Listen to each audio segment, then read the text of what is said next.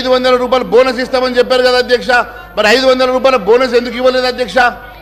500 రూపాయల బోనస్ ఎప్పుడు ఇస్తారు? కొనుగోలు గౌరవ మంత్రి గారు పొన్నం ప్రభాకర్ గారు.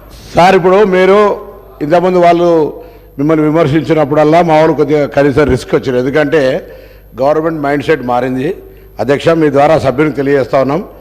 వాళ్ళేమో కేంద్ర ప్రభుత్వం నుంచి నిధులు తెచ్చుకోవద్దు, కేంద్ర గవర్నమెంట్ స్కీమ్స్ని ఇంప్లిమెంట్ చేసుకోవద్దని ఆలోచన ఉంది. కానీ ప్రస్తుత కాంగ్రెస్ ప్రభుత్వము కేంద్రంలో ఉన్న ఫెడరల్ సిస్టాన్ని దృష్టిలో పెట్టుకొని కేంద్రం నుంచి నిధులు తేవడానికి సానుకూలంగా ఉన్నాం.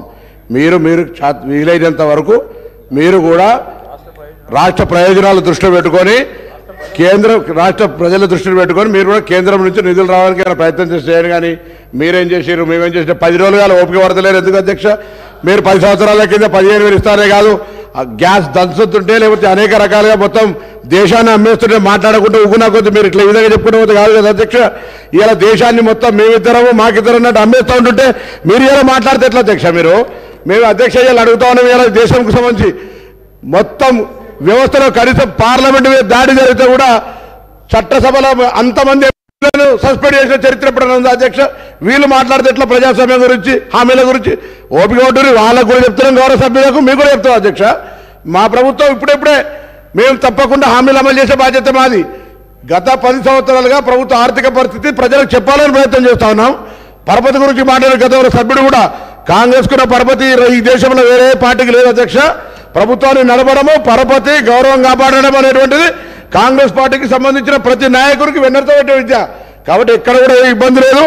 ఈ ప్రభుత్వాన్ని సమర్థవంతంగా 5 సంవత్సరాలు పరిపాలించి భవిష్యత్తులో కూడా మాకే మళ్ళీ ప్రజలు పట్టం కట్టే విధంగా పరిపాలన కొనసాగుతారు. మీరు పరిశాన కాకండి, ఆందోళన చెందకండి, ఆరోగ్యం కాపాడుకొని కొద్ది రోజులు ఓపిక పట్టండి, నిమ్మలంగా ఉండండి. తప్పకుండా 10 రోజులకి టీఆర్ఎస్ పార్టీ ప్రతిపక్ష సభ్యులు కావచ్చు, మీరు కావచ్చు, కొద్దిగా ఓపిక పట్టమని కోరుతా ఉన్నా దయచేసి మీ ద్వారా వాళ్ళందరికీ కూడా. మహేశ్వర రెడ్డి గారు, మీరు ఇచ్చిన సమయం కంటే చాలా ఎక్కువైంది. మీరు ఒక్క సెకండ్ లో కంప్లీట్ చేయకపోతే గౌరవ మాట్లాడిస్తారు. ఇప్పుడు వారు ఏం మాట్లాడుతున్నారు అధ్యక్ష? సంబంధం ఉన్న మీరు కంప్లీట్ చేయండి. మీరు సంబంధం ఉన్న సబ్జెక్ట్ సబ్జెక్ట్ మంత్రి గారు కాబట్టి ఏం మాట్లాడినా మీరు మైక్ ఇస్తారు. మంత్రి గారు కాబట్టి ఏం మాట్లాడినా నడుస్తుంది. వారు మాట్లాడింది ఏంది అధ్యక్ష? సంబంధం ఉన్న అంశం అధ్యక్ష. ఇది దాని మీద చర్చ పెట్టమండి, మేము చర్చకు సిద్ధంగా ఉన్నాం. దానికి టైం ఇవ్వమనండి, అలకేట్ చేయమండి, దేనికైనా సిద్ధంగా ఉన్నాం. ఇష్టానుసారంగా వారు మాట్లాడితే ఎట్లా? సబ్జెక్ట్ ఏదంటే ఏం మాట్లాడుతుంటారు అధ్యక్ష? నేను సంబంధం లేదు, ఏం మాట్లాడలేదు. నేనేమన్నా ప్రభుత్వం మైండ్ సెట్ మారింది. ప్రభుత్వము కేంద్రం నుంచి కూడా నిధులు తెచ్చుకోవడానికి సానుకూలంగా ఉంది. తెలంగాణ ప్రజల ఆకాంక్షలకు అనుగుణంగా మీరు అందుకే సహకరిస్తామంటే నేను తప్పు మాట్లాడినంటారు ఏంది? నేనేం తప్పు మాట్లాడిన అధ్యక్ష? తెలంగాణ ప్రజలు సహకరించారా? మీరు సహకరించమని అడిగితే కూడా మీరు ఇట్లా మాట్లాడితే ఎట్లా? మీరు చెప్పండి సహకరించమని. మా ప్రభుత్వాన్ని విమర్శ చేయడానికి మీరు ప్రభుత్వం చెప్పండి. మేము ఇచ్చిన హామీలు అమలు చేయడానికి కేంద్రం ఏం సహకారం చేస్తావు చేయించు. గ్యాస్ సబ్సిడీ 500 కదా, మీరు 500 ఇచ్చే అవసరం లేదు, కేంద్రమే మేము బరువు మోస్తామని చెప్పండి. అట్లా చేతనవుతుందా? ఆ పార్టీని మీరు ఒప్పియగలుగుతారా కేంద్రం ఉన్నటువంటి వాళ్ళను? అసలు మీ దగ్గర మీ పార్టీలో మీకు సంబంధించిన మాటనే లేదు. వీళ్ళకి నిజంగా ఒకరు చిత్తశుద్ధి ఉంటే నిండు పార్లమెంటులా తెలంగాణ తెచ్చుకున్న విధానాన్ని అవమానపరిచిన వీళ్ళు ఇంకా బీజేపీలు ఉన్నారంటేనే ఈ తెలంగాణ ప్రజలకు అవమానకరం అధ్యక్ష. ఇది దేశానికి అవమానం. తెలంగాణను కిచ్చపరిచారు, తెలంగాణ అమరవీరులకు కిచ్చపరిచారు. వీళ్ళు మాట్లాడితే ఎట్లా అధ్యక్ష? అరే బీజేపీ గురించి మాట్లాడుతున్నాం, రాజ్యసభలో బతిలాడు తెచ్చుకొని ఇవాళ బీజేపీ గురించి మాట్లాడు. నేను మళ్ళా ఆర్గ్యుమెంట్ అధ్యక్ష.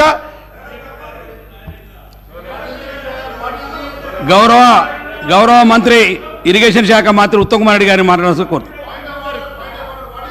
కంక్లూడ్ అయిపోయింది. మీకు చాలా సార్లు సమయం ఇచ్చినాను, మీరు కంక్లూడ్ చేయట్లేరు.